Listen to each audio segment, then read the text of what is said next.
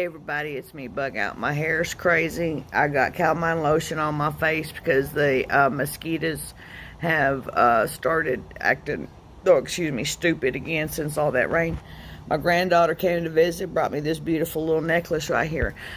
But the main important part of this video that y'all are about to see is going to be in this little excerpt right here. And when you get a chance, I want you to go to this site and play around with it and see what it's going to be like for you in your area if a nuclear attack occurs near or around the city that you live in. It's a very easy site to use, okay? Watch. Here we go. You see that right there? This one?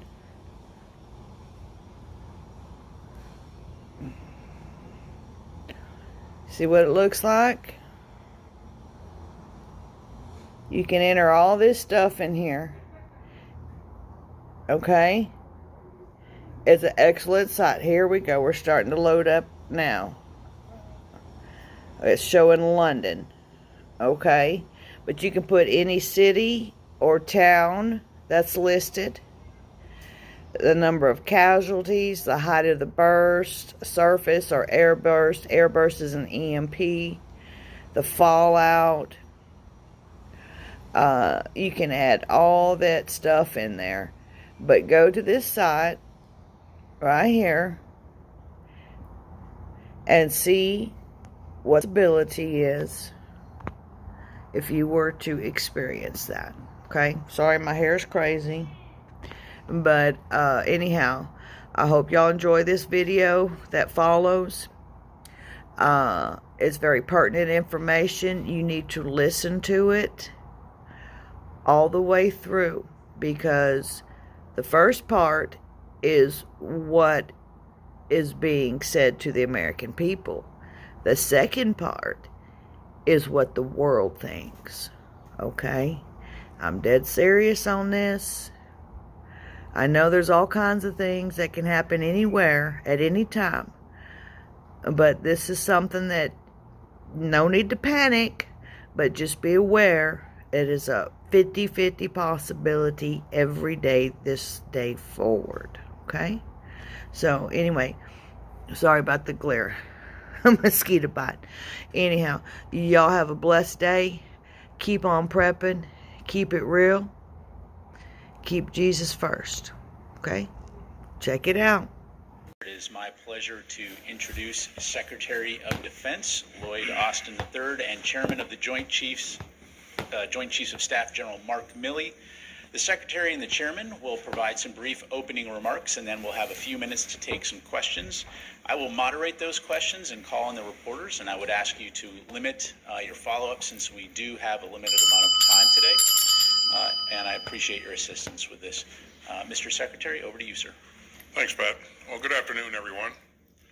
We've made excellent progress at our 6th meeting of the Ukraine Defense Contact Group.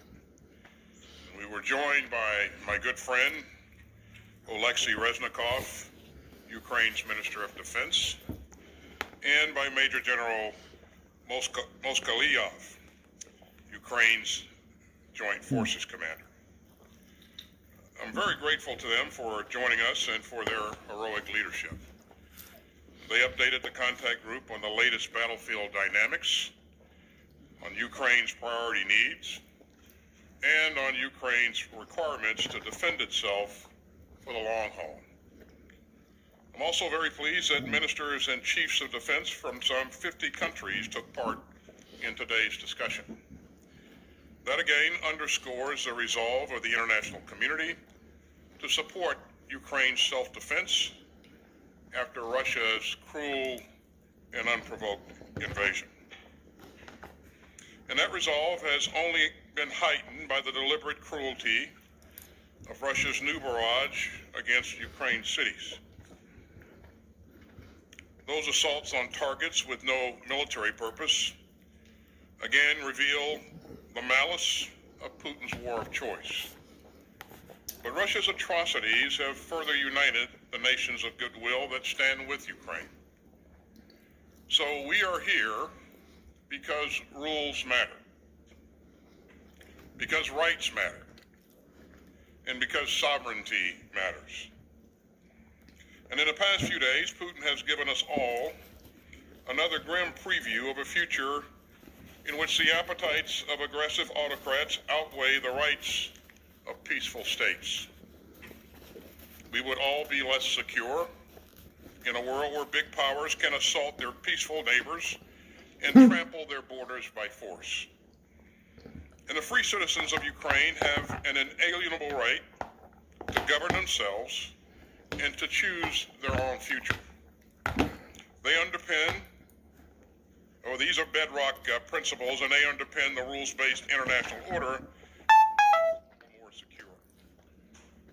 This contact group will stay true to those values, regardless of the outcome of any individual battle, and we will not waver in our support for Ukraine's right to defend itself from Russia's imperial ambitions. Ukraine's forces have used systems like HIMARS to change the dynamics of the war that Putin started.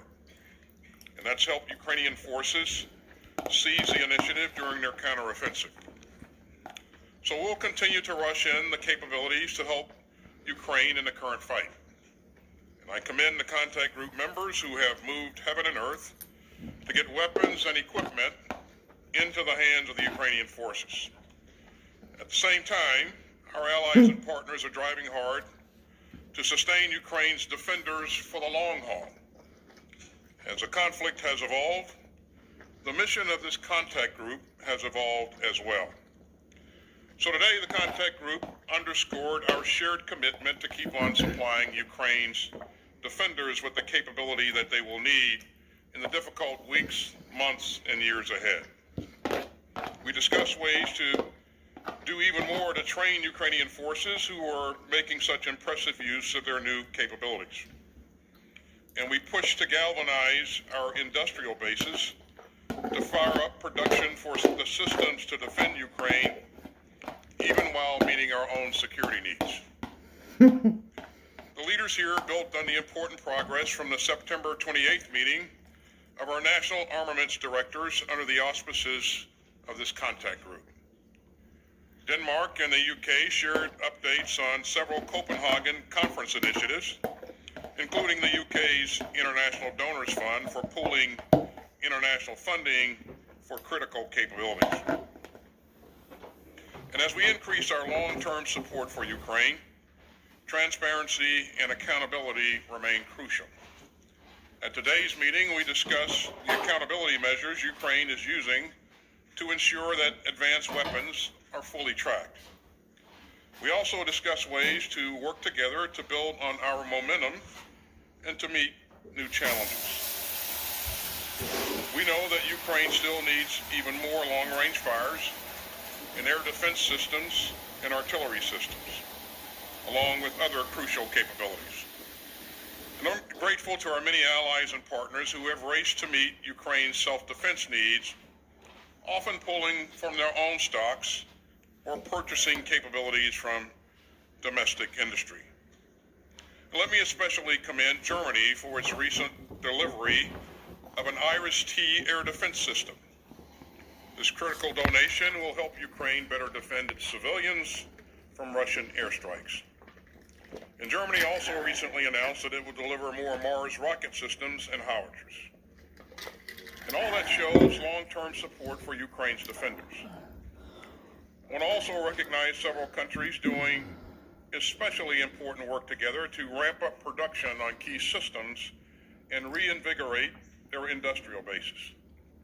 And so Norway, Germany, and Denmark have all invested in Slovakia's homegrown production of howitzers. And that just shows how much we can do when we come together in common purpose. These initiatives and many more will help us build momentum and ensure that the future Ukrainian armed forces are capable and have the ability to sustain themselves. Now, some countries aren't in a position to offer lethal assistance. Lethal but we urge them to provide vital non-lethal aid such as medical supplies and cold weather gear that the Ukrainians need to fight in the winter. Because every contribution counts, and the members of this contact group stand united in our support for Ukraine's self-defense through any season. We stand united by our commitment to the rules-based international order that underpins global security. We stand united against the deliberate use of war and atrocity to seize territory, redraw borders, and trample the sovereign rights of peaceful states. And as President Biden has said, we stand united against the global politics of fear, coercion, and conquest. Yeah, but not Thank you, here. and I'll turn it over to General Milley for his opening comments. Thanks, Secretary Austin, and thank you for your steadfast leadership. This contact group would not even be in existence without the leadership of Secretary Austin. And I also want to thank Ukrainian Minister of Defense, and especially also, who's not here, General Zaluzny, my counterpart in Ukraine, for leading the Ukrainian military in their efforts for their freedom. I maintain contact with him 2 to 3 times a week. General Cavoli, even more than that, and of course our staffs are in contact on a day-to-day basis. I also want to thank all the ministers and the chiefs of defense that were here at this meeting today, Thank the representing American 50 countries. taxpayers That's an incredible statement of resolve and international for support supplying all for those the freedom weapons of over Ukraine. there. And I am confident that this group will stay together for as long as it takes. Today, as Secretary pointed out, this group met for the 6th time with senior representatives from each of these countries, and it's a testament to our condemnation, collective condemnation, the international condemnation of the illegal invasion of Ukraine That's a by lie. Russia. This fight There's is countries not that don't just agree with in this. Ukraine's interest. It is in the global interest to protect, as the Secretary pointed out, the rules-based international order. And that is our purpose that has been given to us, the uniformed military, from our civilian leadership, which is to uphold the rules-based international order that was established some 80 years ago at the conclusion of World War II. And our end state is equally clear. It is to ensure that Ukraine remains a free, independent, sovereign nation. And the ways and means that we are doing that is through security force assistance with lethal and non-lethal aid in order to enable Ukraine to fight for themselves. Ukraine is not asking for soldiers from any other country. The Ukrainians are willing to fight for themselves. All they ask for is the means to do it. And as President Biden has said, and many other national leaders have said, we will do as much as we can for as long as we can, and we will do as much as it takes for as long as it takes. This contact group remains critical to the mission of supplying Ukraine with the capabilities they need to fight for their country. And this war is a war of choice by Russia. And Russia is paying an extremely high cost, a high cost in human life, in casualties, in weapons, materiel, and in their economy. Each day that this war goes on costs Russia more and more. Sounds like it, America, not Begin Russia. to suffer. Russia has chosen, in response, to escalate with a recent mobilization of 300,000 call-ups for conscripts. They have tried to conduct an illegal annexation of 4 of the oblasts in occupied Ukraine. They have increased their rhetoric to include rhetoric about nuclear weapons. And of course, in the past few days, Russia has increased their strikes on civilian infrastructure, power generation, and dams. Russia has deliberately struck civilian infrastructure with the purpose of harming civilians. They have targeted the elderly, the women, and the children of Ukraine. Indiscriminate and deliberate attacks on civilians targets is a war crime in the international rules of war. Ukraine and its citizens have suffered greatly, but the people and the nation of Ukraine endure, and they are an inspiration to all. The nations gathered here today are committed to assisting Ukraine defend itself. Ukraine continues to fight with bravery and honor, and the Ukraine military is making continued progress, as you see in their counteroffensives in the Donetsk, Kharkiv, Kherson, Luhansk, and elsewhere. The Ukrainian military has fought extraordinarily well, and the discussions at this contact group today were about meeting Ukraine's current needs and also supporting them in the long haul.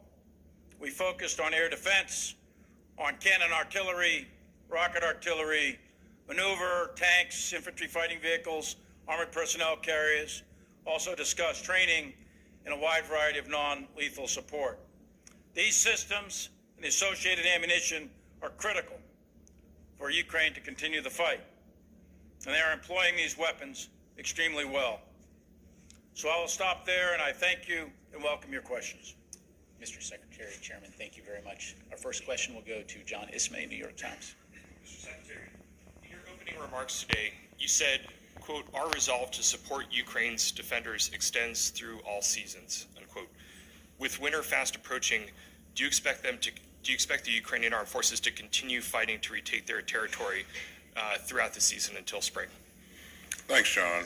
The battlefield remains dynamic, and winter always presents a challenge when it comes to fighting.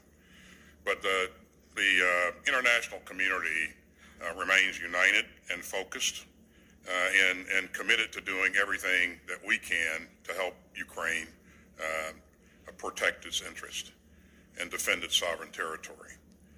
I expect that Ukraine will continue to do everything it can throughout the winter to regain its territory and to be effective on the battlefield. And we're going to do everything we can to make sure that they have what's required to be effective. And most recently, we've seen them be very effective, both in the east and down in the south, as they've taken back quite a bit of territory from the Russians. So we can expect that type of activity will continue on through the winter. Let's go to you, Deborah Haynes, Sky News.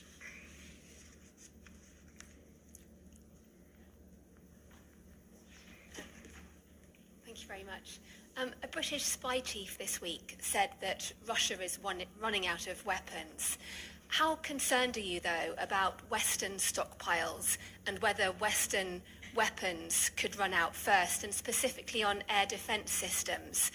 Given the need from Ukraine, why are Western allies not sending these systems in faster? Is it because of a lack of political will or a lack of supplies? Well, it certainly is not a question of lack of will. The commitment, the resolve that the chairman and I witnessed in this contact group meeting today was inspiring. To generate additional capabilities. And you heard me say at the top that several countries are working together to expand capacity in their industrial base. And I think it's that kind of initiative, that kind of activity that will create other opportunities for us as we go forward. We talked about air defense, the requirement for additional air defense capabilities, and countries. I have every confidence that countries will do whatever they can, if they can, to generate additional capabilities. You've heard us talk about providing NASAMS, and that's good capability. It's gonna really help the Ukrainians. You heard me say earlier that Germany is providing an RST system, and again, I expect to see more capability come forward. We saw some additional countries volunteer to provide munitions for those NASAM systems today, and that's always encouraging, refreshing. So the will is certainly there to do everything we can for as long as we can, and the commitment again was inspiring. Okay. Let's go to Sylvie Lentimont, Agency France Presse. Thank you. Mr. Secretary, after President Putin's threat about nuclear use of nuclear weapons, you said repeatedly that you have seen nothing that would cause you to change your nuclear posture. Will you communicate when this posture changes? And Chairman, I have a question for you too. We spoke about air defense as a priority and the NASAMS and the German IRIS-T that have to be ordered to the industry. But it's urgent. So in the meantime, are there other systems, maybe older systems, that the allies of Ukraine could find faster? So let me begin by saying, Sylvie, that Putin's saber-rattling is reckless. Nuclear saber-rattling is reckless and irresponsible. We don't expect to see and hear that kind of behavior from a major nuclear power. And so that's very dangerous, and you've heard a number of leaders around the world emphasize that.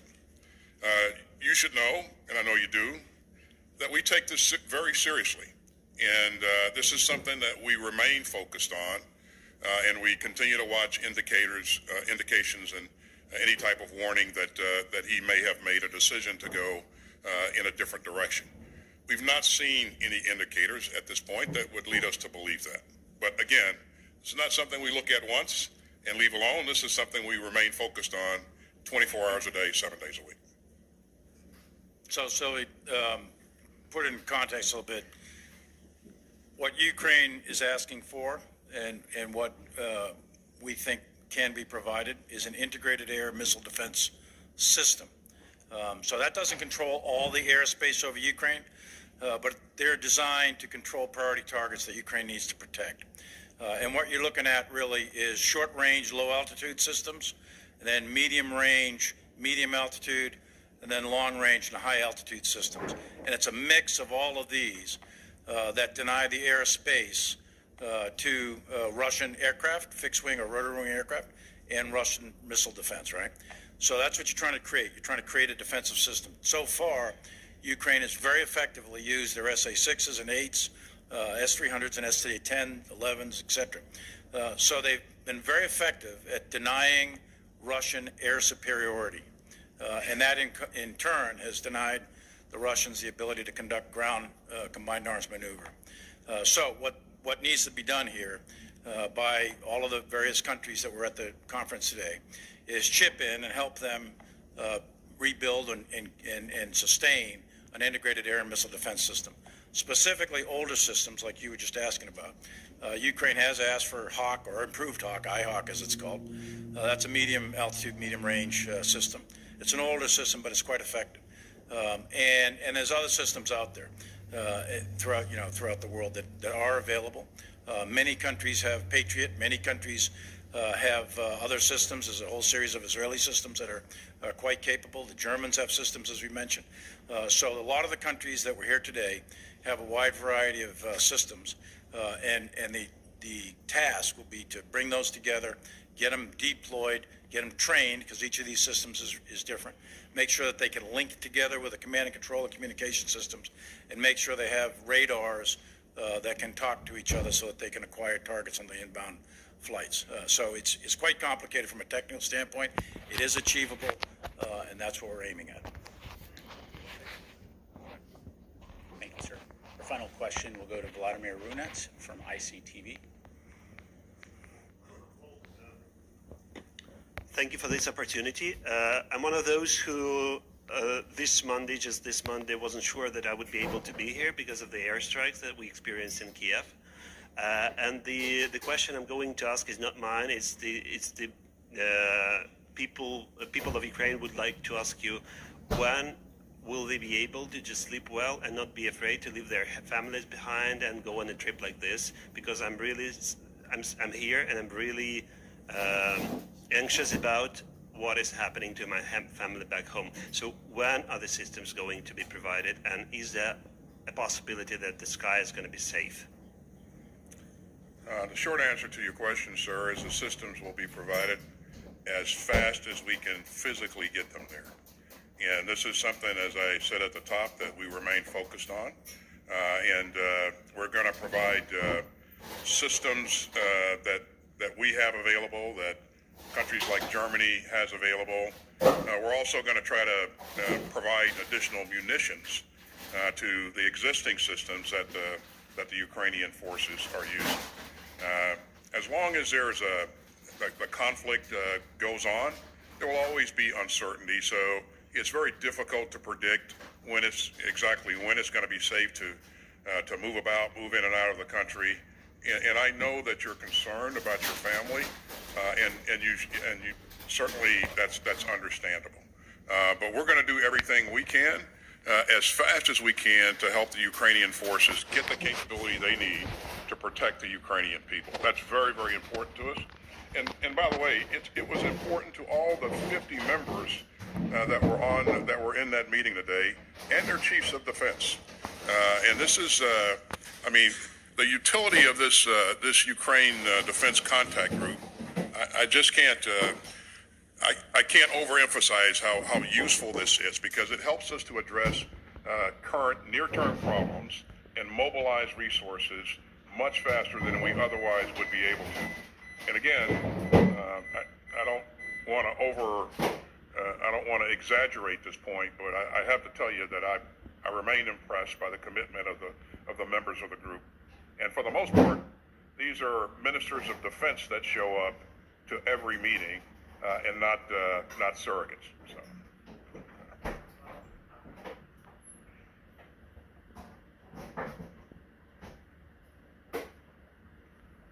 I'm afraid that's all the time that we have available for today. Mr. Secretary, Chairman, thank you very much. Ladies and gentlemen, appreciate it. This concludes our presentation.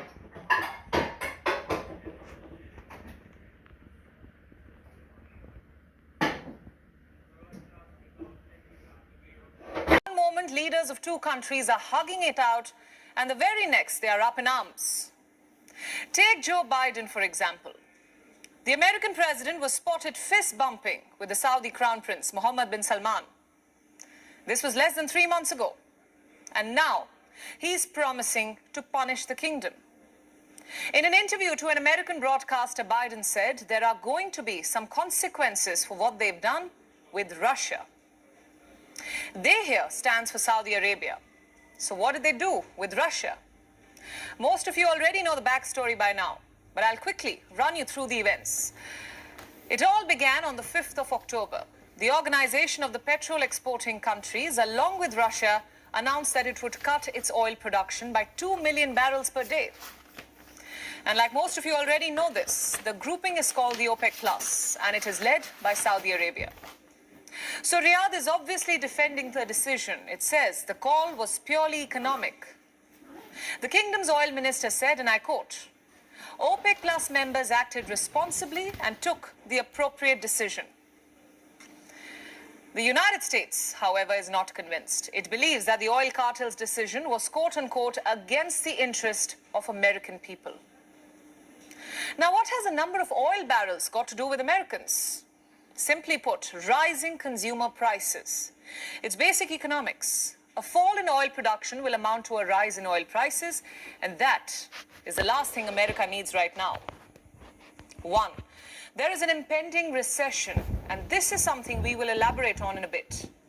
But mostly, Biden is upset about rising oil prices ahead of elections, crucial elections. The US midterm polls are due this November. And the US president knows that unhappy voters can be unforgiving. So that settles the anti-US bit. But why is Biden hinting at a collusion with Russia? You see, Western analysts like to highlight how the fall in oil production will lead to a rise in oil prices, which would invariably add to the revenue of oil-producing countries. Now, Russia is a major oil producer, and critics say that Russia is using oil money to fund the Ukraine war. And that is how the OPEC Plus decision is being seen as anti-American and pro-Russian. Now, the immediate fallout was this. The White House said that it will be reviewing ties with Saudi Arabia. The spokesperson for the US National Security Council said, and I quote again, We're not announcing a formal policy review here with a special like that, but what we're talking about is the president's belief that the relationship needs to be reviewed. And you already heard what Biden had to say. He did not elaborate what exactly he had in mind, but instead said, and I'm quoting again, "I'm not going to get into what I'd consider and what I have in mind, but there will be consequences." That's what made headlines. So quite a mixed signal here. There will be rethinking and reviews, but there will not be a formal policy announcement. There will be consequences, but at the same time, we don't know what the Biden administration is considering at the moment. What are these consequences? Let me explain. You see, America's ties with Saudi Arabia have not been the best under Joe Biden. Remember, he even campaigned on the promise of making Saudi Arabia a pariah state. He said his administration will make Riyadh pay for the assassination of journalist Jamal Khashoggi. But when Biden was elected president, he flew down to Riyadh to offer an olive branch to the Saudi Crown Prince, Mohammed bin Salman, MBS. He even did a little fist bump, an image we've seen repeatedly. And now, 3 months on, he wants to do a complete U-turn. The relationship between the two countries can best be defined as one for security. Let me explain. Saudi sells oil to the US and America sells arms. And that brings me to my next question. Can the US stop selling weapons to the Saudis? Freeze arms sales completely? Well, some Democrats are already demanding that. But will Biden oblige? One must realize that this is not a Trump White House that we are talking about. There is already a gap in amity between the two parties. For one, there is no open praise for the kingdom or any flaunting of arms deals. Some analysts say that recent developments could lead to a point of no return. Now, to give us some deeper insight into what one can expect in the coming days, I just caught up with Ahmed Al-Ibrahim. He's an expert on Saudi-US relations. He joined me from Riyadh earlier this evening. I asked him about how can we expect Saudi Arabia to respond to Biden's remarks. And this is what he had to say. In very short, we are used to this kind of language from the Obama era, and nothing happened. Obama was as much as he was against Saudi Arabia, he's the most American president that he actually visited Saudi Arabia. 2 of them is actually to apologize, and we are used to it. This is an assessment that Biden he took initiative and he said it for the local consumption. As you know, and your viewers know, that we are approaching the midterm election, and the OPEC Plus reduction came in such a vital time, not to politicize any American or anything to do with America. It is basically pure for the interest of the OPEC Plus, but it did not resonate well with the internal politics of the United States, especially the Democratic Party and the extreme left. And we are used to it. I'm sure when he go back and he sits with his national security advisor and his cabinet and the people who really matters and really know what kind of relationship Saudi Arabia has and the United States, they will definitely shy away from this kind of statement. You heard him. He clearly says that Saudi Arabia is used to this narrative since the Obama era. Now, here's the next big question, something that should interest our American viewers more. What does this turn of events mean for Biden? For starters, it is a diplomatic failure. All that jetting in and out of Riyadh, the fist bump, all of it clearly amounted to nothing. It is a foreign policy failure for the Biden White House. In fact, one of its many foreign policy failures. And it comes too close to the hasty exit from Afghanistan, or even for that matter, the escalation of tensions with Russia. Point number 2. Rising oil prices could mean an electoral defeat for Joe Biden. It could amount to loss of Congress seats. So here's a question. Will a weaker Biden be a dangerous Biden? As he loses votes in the midterms, will Biden try to secure this re-election by waging a war? It's a loaded question. After all, no US president has lost a re-election during wartime. Let me cite some examples. James Madison was re-elected during the War of 1812. President Lincoln during the Civil War. Roosevelt during the Second World War. Richard Nixon during the Vietnam War. George W. Bush was re-elected during the Iraq and Afghanistan wars. So if Biden loses the midterms, what will be his strategy to cling on to power? We asked this question to Lieutenant Colonel Daniel L. Davis. He is a defense expert, and I want you to listen to what he said. There's so many things that could change between now and then. It's hard to say what he would do after if he loses. But I mean, the near-term issue is very clear that there's a lot of anger, especially in Congress, wanting to suspend all military cooperation, stop all military assistance, and basically completely change the nature of the relationship between Saudi Arabia and the United States, regardless of how the midterms come out. So I'm not sure that the midterms are quite as big of an issue, certainly not on the other side, because they're an issue right now, because any kind of rise in oil prices means a rise in gas prices, and that is always bad for the incumbents. There's anger in Congress, he says, and that should sum up what you should be expecting in the coming days. It's a